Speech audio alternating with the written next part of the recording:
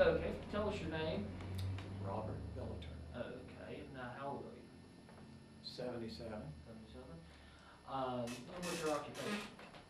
What's my occupation? Yes. Newspaper publisher, Okay. journalist. And how long were you in the military? Well, first of all, what branch were you in? I was in the infantry. Infantry. And how long were you in during and after the war? A couple of years. Okay. Do you remember what unit you were with? Sure do. It was a 7th Infantry Division. It was the 184th Infantry Regiment. It was the California National Guard Regiment. Okay. And actually start off by asking a little bit about before the war. Yeah. How old were you when Pearl Harbor got attacked in 1941? 41. Oh, I have to figure here a minute. I believe about 15. 15. How did you feel when you heard about the attack? Pearl Harbor? Yeah. I was living in Burnsville,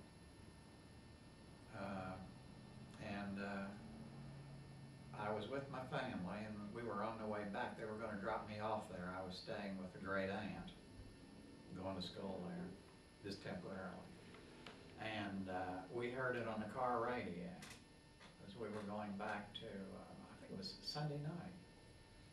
We were going back. They were going to up near Sutton, and they were going to drop me off at Burnsville. And I'm sure there were people that heard it earlier than that in the day, but I guess were in the house, didn't talk to anybody, and we didn't know anything about it until we were in the car and turned on the radio. Of course, we were stunned, and I remember the next day, I was in school at Burnsville. I must have been maybe in first year of high school, and they brought a radio into our room and turned Roosevelt's speech on, declaring war, I guess is what he was doing, and we listened to the Declaration of War. Okay. And did you have any fears about the fact that we were going to war? Fears? Yeah. No, I think I was too young. It was just a kind of an exciting thing at that time, you know, for a young person. You know, the country doesn't go to war every day. This was already World War III, I think, and I was just, you know, just caught up in the newness of it and everything. I don't think it ever dawned on me that it would last long enough that I'd be involved in it or anything. Okay. But it's hard it's hard now, you know, that's been, what, 50, 60 years ago. It's hard to just sit here right now and be sure of my thoughts. But, that's my guess. Okay, we'll fast forward up to the point that you entered into the military, entered into action. So you were in the infantry. Okay, when did you enlist? Didn't enlist, I was drafted. I tried to enlist, and they turned me down on my eyes. I had bad eyes. I tried to enlist in the Marines, and they turned me down on my eyes. So, okay, well, when were you drafted in? It must have been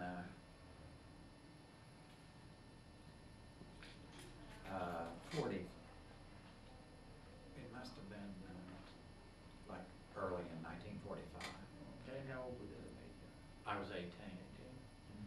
And you was fresh out of high school then? Yeah, I was out of high school in August. After I graduated like in June, and then I was 18 in August. And then I think I was drafted like around January of 45. Okay. Where did you attend your basic training and your follow-up trainings? And what? Your basic training and your occupational training for the military. I trained at Camp Wolters, Texas. It was an infantry basic camp. They had 17 weeks of training for an infantry private recruit, and just while I was in training, I was out in the field we were doing maneuvers and stuff, and the war in Germany ended while I was there at Camp Wolters, and shortly after that, they had passed a bill, Congress had passed a bill that you couldn't send an 18-year-old into combat without 6 months training. The reason for that, we were told, was that the cycle that had gone through this 17-week training course at Camp Wolters before us had been sent to Europe, and this, just as they got there, they were shoved into the Battle of the Bulge, and they were just slaughtered, a lot of them. And so they passed a bill that you had to have 6 months training. So they didn't know what to do with me. I was, what's 17 weeks? That's four months, or about 4 months. And I still had a couple of months to go. So they sent me to Camp Hood, Fort Hood, which was an advanced infantry course there. And I was there just a short time. And for some mysterious reason, they shipped me out and sent me home for a couple of weeks, and then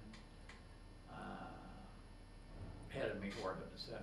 And I learned later that by the time they did this, they'd gotten a ruling. I guess they studied the new law and decided that if you were in the Army 6 months, it was training. So they've interpreted it one way, and the first day or two that the bill was passed, then on study discovered that, or came to the conclusion that if I was in the Army 6 months, so, but the truth is, it might have saved my life, because had it not had a delay and been shipped right to the Pacific, I would have been right in the middle of the Battle of Okinawa. As it is, I missed the battle, all but just a little bit of mopping up operations. Okay. Earlier, you were telling me about the position you were in when Japan surrendered. I'm wondering if you'd like to recant it. Oh, yeah, I was there on Okinawa. Well, first, I was on my way overseas on a troop ship, and I had a dream, and I dreamed that it was my birthday, and somebody came running up to me and said, "Did you hear the good news? The war is over." And I woke up, and I thought, it's strange. It was a very vivid dream. You have dreams that are kind of fuzzy, and then you have some that are pretty vivid. And it's very vivid, and anyway, I never thought any more about it. But I was on Okinawa. My birthday is August 16th, and we were, they sent my company, I was in E Company, the 184th Infantry, and they sent us up to the escarpment, a place that was called the escarpment. It was big cliffs that along the seacoast, and there'd been a huge battle there, and I remember the news at the time. The Japanese general had committed hara-kiri when he lost the battle, jumped off the cliff. They're pretty high cliffs, I'd say I stood on top of them. They were maybe 100, 150, 200 feet down to the shore and the water. And anyway, we were sent up there because there was some Japanese still holed up there in caves. The island was secure, but there were still little pockets of Japanese. And anyway, it was that's where we were on the 15th, right at down at the bottom of the escarpment, and we were camped there, my company. Night came, and we dug foxholes, and if something came up that you thought was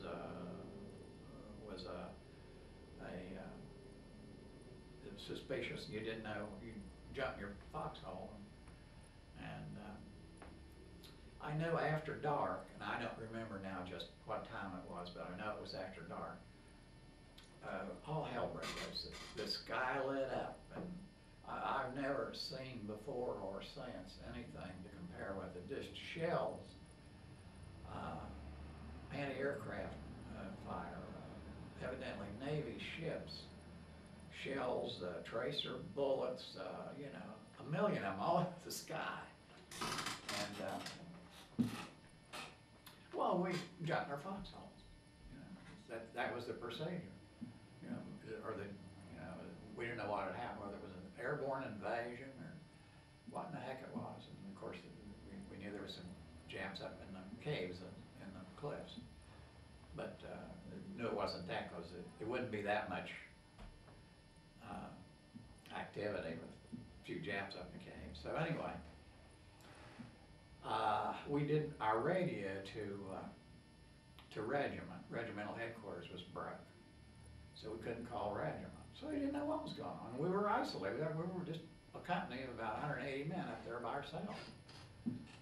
And so anyway, I stayed in the foxhole all night, and woke up real early. I dozed off and woke up just about daylight, and I looked out on the road, and there was a water truck coming. It was a truck with a big tank on it, and it brought us water every day. And so I climbed out of the foxhole, went down, and this guy got out of the truck and came around behind the truck, and I went up to him. I said, "What was all that shooting about?" Now, it's August 16th, it's my birthday. I never even thought of that. And I said, "What was all that shooting about?" He said, "My God, man, haven't you heard the war ended last night?" And I just thought that was an amazing coincidence. It would all work out that way. Sounds like it'd be an excellent birthday present, that's for sure. Well, it was the best one I've ever received, I guess, in many ways. Okay, and following the end of the war, how did you go about finishing out your military career following the end of the war? Well, we went into, we were on Okinawa, and we were taken into Incheon, which was the port city for Seoul, Korea. And we were the first outfit to land in Incheon, I believe. And we landed on the beach just like we would if the war was still on. We were in landing craft and full battle gear and everything. I don't think they knew exactly what to expect, or they didn't trust the Japanese to. I guess they'd been told that, you know, they were going to surrender and going to surrender Korea. But anyway, just to be on the safe side, I know we went in and landed on the beach. Got on a train there. It must be 50 or 60 miles to Seoul. We rode the train up to Seoul and got off there. This was the whole regiment, and that was an eerie day. We never saw Koreans, never saw anybody. This is a huge city. I don't know how big it is, but it's a huge city. It's probably several million people, and he never saw Seoul, except the Japanese soldiers were lined up on each side of the main street, and they faced toward the buildings. They never looked at us.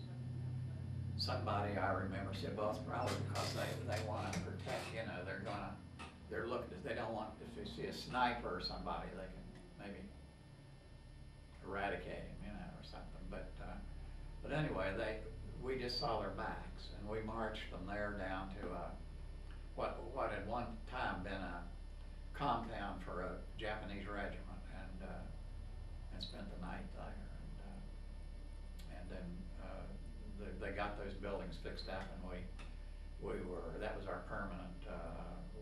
It was like the garrison regiment of Sewell. Later, I went to Suwan, which was way out in the sticks, and it was a walled setting.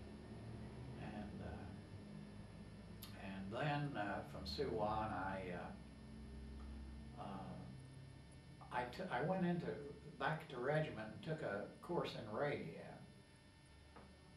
and Morse code, and mostly it was code, you know, that kind of radio.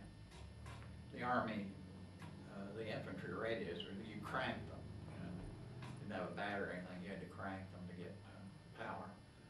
And you would send code with your hand. But while I was there, they asked if anybody was interested in taking a course in Manila, teletype, and I volunteered for it. So they sent me to Manila, and I was down there several months. I went to Manila and got there. I left Korea, which was almost on where we were at Suwon. It was all pretty close to the Siberian border, cold as could be, and they sent me to Manila. I got out there; it was beautiful. The palm trees were waving. It was like 70 degrees, and that was wonderful. So I took worked there with the teletype for a while, and took a short school there. Worked in a relay station there, a teletype relay station. Came back to my regiment eventually, and I don't know, was there a short while. I don't know just how long now, and then was shipped home. There was a point system for coming home after the war. You got so many points for how many months or years you've been in the Army, whether you've been in combat, different things. And you got points for it. And of course, the people with the most points were the people that went home first. So since I'd gotten there just as the thing was just before it was ending, I didn't have nearly as many points as a lot of the people. So I was held up for months. They just couldn't bring everybody back all at one time. Eventually I got home. I remember coming under one of the greatest sights in my life is coming in under the Golden Gate Bridge in San Francisco. Just as the shed of the bridge fell on the ship, there was a great cheer went up, you know, and we'd been waiting. Some of the people, I suppose, for 3 or 4 years had been overseas. Some of them had been in combat, and had seen a lot of difficult times, but it was a happy day when that ship came under the Golden Gate Bridge. I imagine. So following your military activities, how did you go about, what did you do with your life afterwards? I enrolled at West Virginia University, and eventually I switched majors a couple of times, and ended up in college education, and graduated, and I taught school for a year in Mineral County, and I wasn't making a lot of money, and the summer came, and I was out of work, and I had to get something at least for the summer, and I decided maybe I ought to look for something else to do in life other than be a teacher. I think the job paid at that time $2,800 a year, and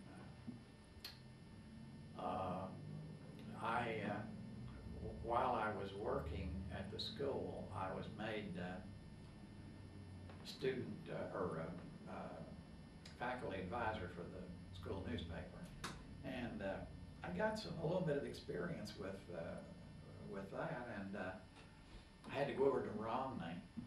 The Hampshire Review was over there. That's where we were printed. It was a weekly at Romney, and I was in and out of the newspaper there, and I kind of got the idea that I would like to do that kind of work, and it appealed to me. So when I left the school job, I looked around and I found a job at Franklin, West Virginia, over in Pendleton County. They wanted an editor over there, and I went over. I had never been an editor, but I felt that I could be. And it's a small paper, a lot smaller than this paper, but I trained. They let me train to run the linotype machine and do different things, and eventually I took over and edited the paper for a couple of years. And I mean, that's the beginning. I mean, I've gone to a lot of places since then, but I went to California for a while. I worked in Huntington. I went from Franklin to Huntington, worked on the Herald-Dispatch. I worked for Harold Brewster. Brewster was the editor. And then, let's see, I ended up in Morgantown, worked there for a while, and went from there to Pittsburgh. I wasn't making a lot of money, and was going in debt, and I looked around, found a job in Pittsburgh. The Hearst paper was up there, the Sun Telegraph. I went up there, I believe it was in 1955 or 56, and went to work for the Sun Telegraph, and then it folded in 1960, and it was a merger between it and the Sun Telegraph, the Post-Gazette, and the Post-Gazette bought them out, and so then I went over with the Post-Gazette, and I spent about 30 years with the Post-Gazette, done just about every shirt sleeve working job in the place, one time or another, and then kind of retired a little bit early and came here,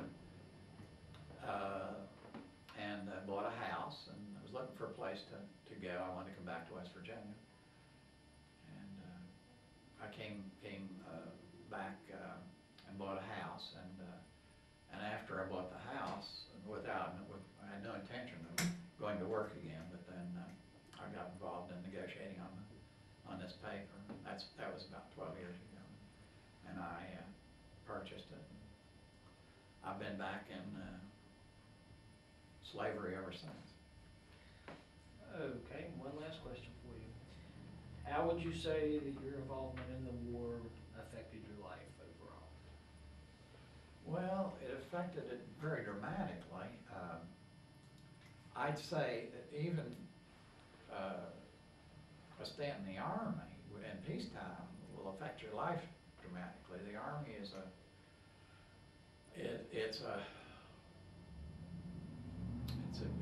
an unusual training ground in a lot of ways. You know, the discipline and everything. But the war, you know, I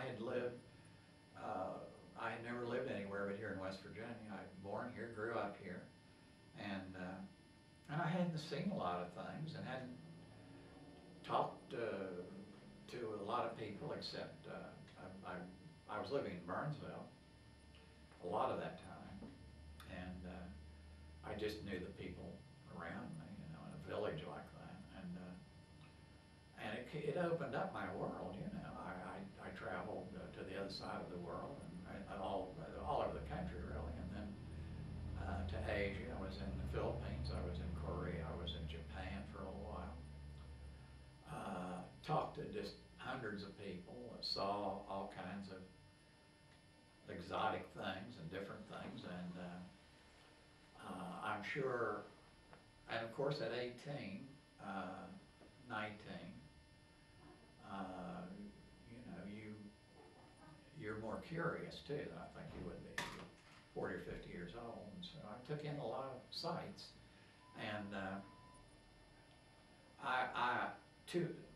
the 2 years or so that I had that experience, starting at 18 when I came home and was, I assume, about 20, I was not the same person. I was a very different person, a lot more mature, had a better idea what life was all about, and I was just changed in many, many ways. It was a good, I heard so many people that went through similar experiences say that wonderful experience, but I wouldn't want to do it again. I think that might sum it up. Okay, well, thank you very much. Welcome. I appreciate your time.